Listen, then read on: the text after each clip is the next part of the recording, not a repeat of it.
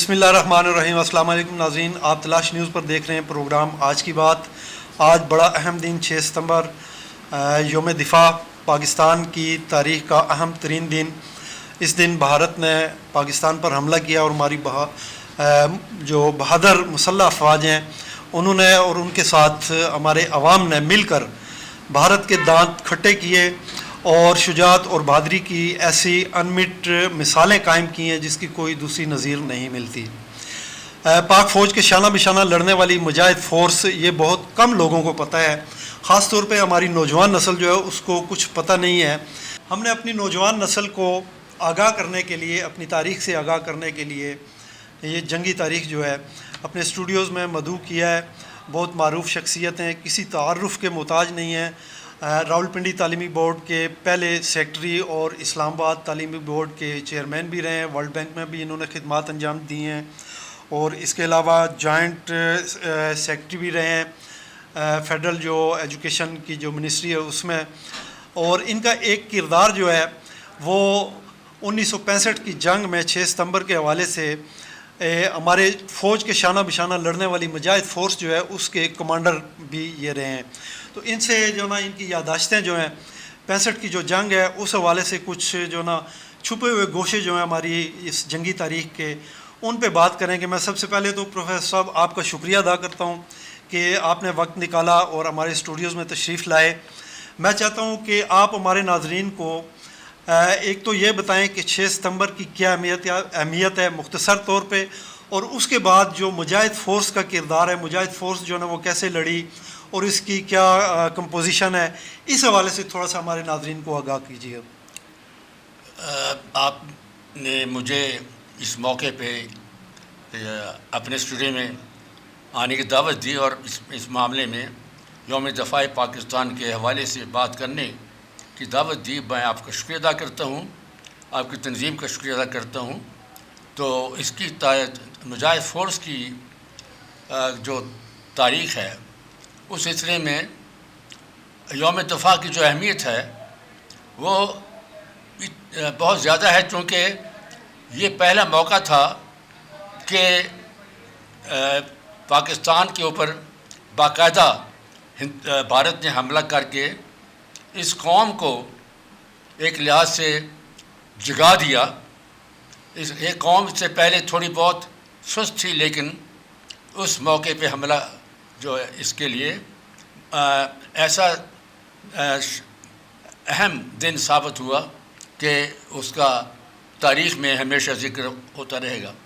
مجاہد force کا جو قیام ہے وہ اس سے پہلے 1965 کی جنگ سے پہلے عمل میں آ چکا تھا۔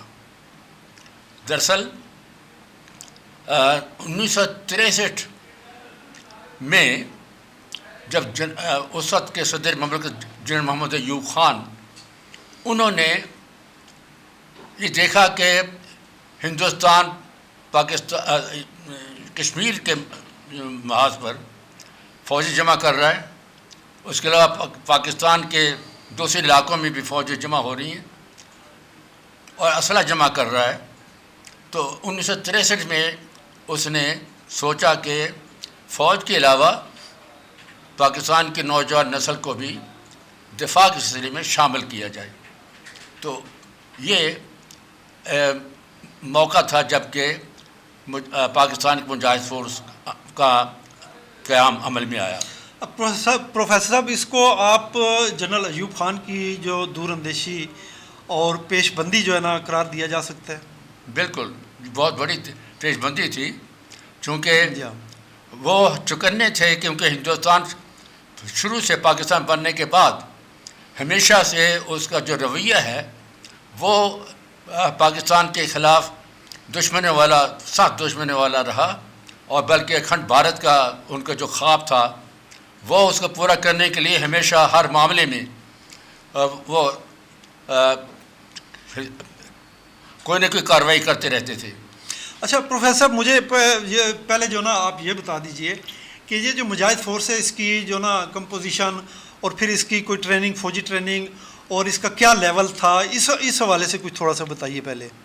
ہاں، اس سلسلے میں یہ ہے کہ 1963 میں جیسے میں نے عرض کیا اس وقت کے حالات دیکھ کے جنرل ایوب خان نے، فوج نے نوجوانوں کو دفاع کے سلسلے میں متحرک کرنے کا فیصلہ کیا، تو انہوں نے کالجوں کے اساتذہ، نوجوان اساتذہ اور طلباء ان کی بھرتی شروع کی کہ پہلے ان کو ٹرین کیا جائے۔ اچھا، یہ صرف کالجز کے تھے یا کالجز سے باہر جو نوجوان تھے ان کو بھی شامل کیا گیا؟ نہیں، زیادہ تر جو کالجوں کے طلباء تھے، اساتذہ بھی، اور طلباء، نوجوان اساتذہ اور طلباء، اس کے علاوہ باہر سے بھی کچھ لوگ شامل تھے، لیکن زیادہ تعداد تھی وہ تینوں کالج جو ہے، گورنمنٹ کالج اصل مال، گورنمنٹ کالج سیٹل ٹاؤن، اس انٹر کالج تھا۔ اچھا، یہ صرف اسی ایریا کی بات آپ کر رہی ہیں؟ پورے پاکستان میں یہ مجاہد فورس جو ہے ان کے نوجوانوں کو جو نا اس میں شامل؟ یہ پہلی مجاہد فورس یہ راولپنڈی میں بنی، اور اس کا کمپنی کمانڈر مجھے ہی نامزد کیا گیا تھا۔ Company commander? جی ہاں۔ اور ٹریننگ کے حوالے سے ٹریننگ جو ہے نا اس کی 1963 میں لیاقت باغ میں شروع کی گئی، اور اس جو ٹریننگ کے انچارج تھے وہ ذوالفقار علی بھٹو کے بہنوئی کرنل مصطفیٰ، بہت ہی خوبصورت نوجوان افسر تھے، وہ رابطہ کار تھے اور ٹریننگ کے انچارج تھے۔ چنانچہ ہمیں باقاعدہ فوجی ٹریننگ دی وہاں لیاقت باغ میں، اس کے بعد فوجی ٹریننگ دے کے ہمیں بعد میں ریزرو پہ ڈال دیا۔ تو اس کی کوئی آپ کی وردی بھی تھی یا بغیر وردی؟ بالکل باقاعدہ وردی تھی۔ اچھا، اسلحہ بھی دیا گیا، وردی تھی، اسلحہ چلانے کی ٹریننگ بھی ہوئی ہے؟ اسلحہ چلانے کی، ہر قسم کا اسلحہ چلانے کی ٹریننگ دی۔ وہ مکمل طور پہ فوجی کے طور پہ تیار کیا ان نوجوانوں کو۔ بالکل صحیح ہے۔ اچھا، ان کی کوئی سیلری وغیرہ بھی تھی؟ اس کو باقاعدہ سیلری تو نہیں کہنا چاہیے، لیکن ان کو کچھ نہ کچھ اعزازیہ دیا جاتا تھا۔ لیکن چونکہ یہ مجاہد فورس رضاکارانہ فورس تھی، قوم کی خدمت کے لیے جذبہ تھا نوجوانوں میں، بالکل صحیح ہے، ہر طبقے میں۔ چنانچہ اس کے تحت ان کی کوئی خواہش یا ان کے مطالبہ نہیں تھا کہ ہمیں کوئی تنخواہ دی جائے، خود فوج نے اپنے طور پہ فیصلہ کر کے ان کو اعزازیہ دینا شروع کیا، جو چند 100 روپے۔ اچھا پروفیسر صاحب، میں یہ جاننا چاہتا ہوں اپنے ناظرین جو ہے نا ان کے لیے کہ جیسا کہ آپ نے بتایا 1963 میں جو ہے نا پیش بندی وہ تھی ایک جنرل ایوب کی، اس کے تحت جو ہے نا مجاہد فورس پہلے سے اس کو جو ہے نا ایک اس کا وہ ہو گیا تھا۔ تو 65 کی جنگ جب 6 ستمبر کو شروع ہوئی تو اس وقت آپ کی یہ جو مجاہد فورس تھی، ظاہر ہے اس کے آپ کمپنی کمانڈر تھے، تو یہ کہاں تھی، پھر کیسے ایکٹیو ہوئی اور کس محاذ پہ لڑی اور کیسے لڑی؟ اصل میں 2 دن پہلے حملہ ہونے سے 2 دن پہلے جب دیکھا کہ ہندوستان کی فوجیں جمع ہو رہی ہیں، اس کے بعد 2 دن پہلے کال اپ نوٹس کر کے گھروں میں اطلاع دے کے 6 ستمبر کو جمع ہونے کے لیے میری کمپنی کو کہا گیا۔ چنانچہ میں اور میری کمپنی اور کمپنی کے مختلف عہدیدار جو ہیں وہ سارے 9 بجے قریب گورنمنٹ کالج سیٹل ٹاؤن جو اس وقت انٹر کالج تھا وہاں جمع ہو گئے۔ اس کے بعد ہمیں بتایا گیا، ریڈیو پہ اعلان کیا گیا کہ 11 بجے صدر مملکت جنرل ایوب خان قوم سے خطاب کریں گے۔ اچھا پروفیسر صاحب، آپ کو یہ سوری فار انٹرپشن، میں یہ جو نا جاننا چاہتا ہوں کہ یہ تعداد کتنی تھی آپ کے مجاہد فورس میں، ٹوٹل جو آپ کے سپاہی لڑنے والے اور جو افسران سارے ملا کے کل تعداد کتنی تھی؟ ایک کمپنی کی تعداد کو یہ 125 نوجوان ہوتے تھے، اس کے باقاعدہ دستے ہوتے تھے جیسے فوج میں ہوتے ہیں، تو اس کے عہدے ہوتے تھے۔ صحیح، جو عہدے ہیں ان کے الگ نام دیے گئے، جیسے میں کمپنی کمانڈر تھا، کمپنی کمانڈر کے طور پہ میجر کے رینک اچھا میجر کا رینک، صحیح، لیکن اس کا جو اردو میں ترجمہ کیا گیا تھا مجاہد فورس میں سالار تھا، تو میرا جو عہدہ تھا اس سالار کا عہدہ تھا جو کہ میجر کے برابر تھا۔ بالکل صحیح۔ اچھا، یہ آپ وہ جنرل ایوب جو ہیں ان کے حوالے سے کچھ بتا رہے تھے کہ انہوں نے کچھ تقریر کی یا آرڈر دیا، اور دوسرا یہ ہے کہ ایک جو دنیا کی فوجی جو تاریخ ہے اس کا مختصر ترین آرڈر جو ہے رانا پہ جاؤ، اس کی کوئی تفصیل تھوڑی سی، اور وہ جنرل ایوب خان کی جو تقریر ہے اس حوالے سے.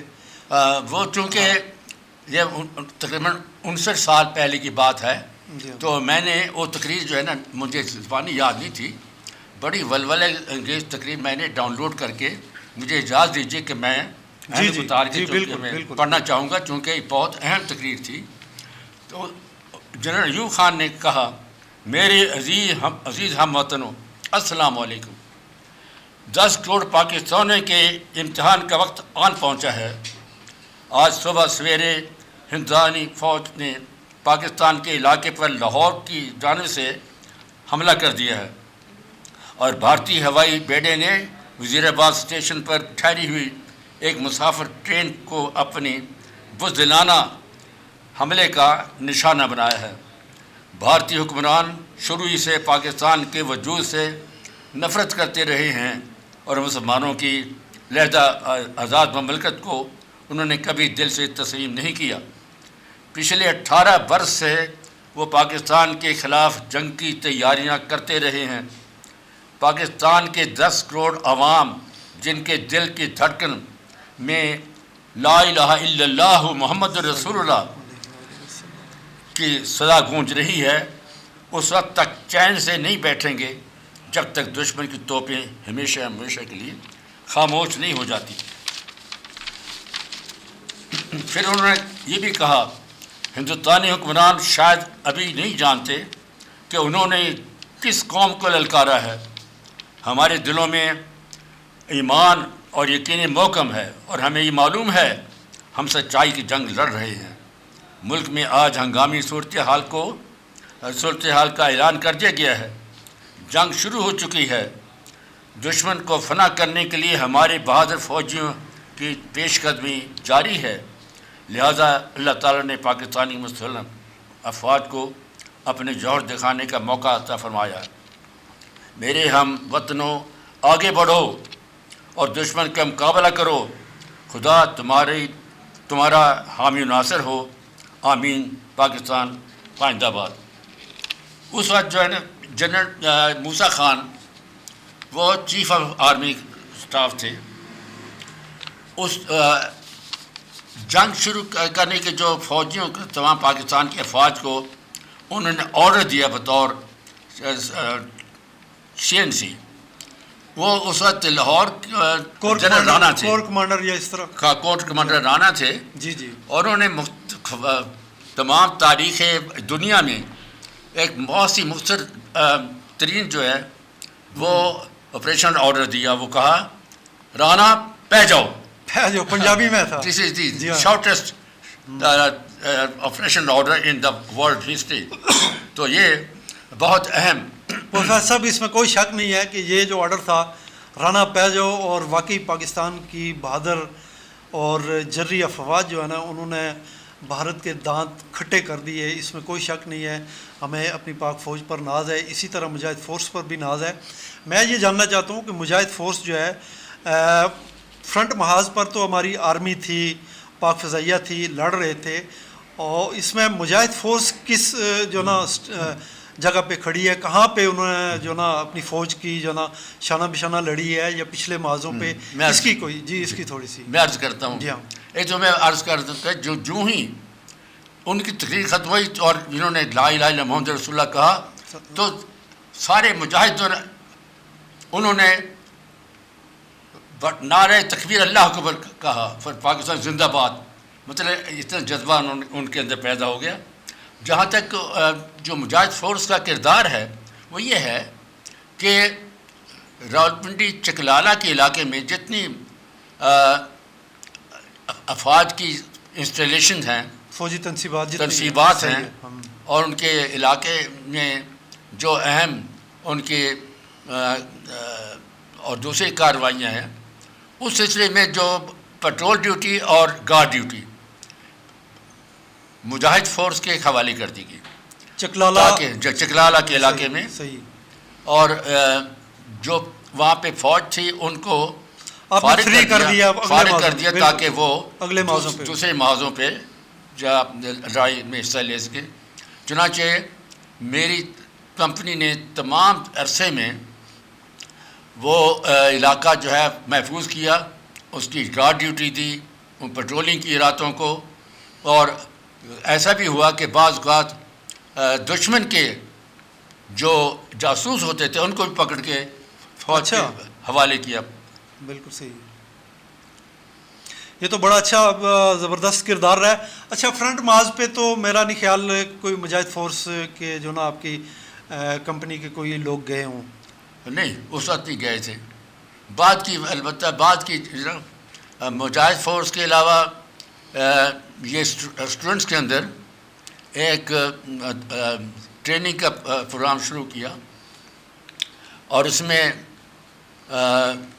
کالجوں کے اندر دوبارہ اس کو بعد کے سالوں میں مجاہد فورس کی تھوڑی سی شکل بدل کے ٹریننگ دے کے ان کو اپگریڈ کیا گیا, بعد میں جنگ کے محاذ پہ بھیجا.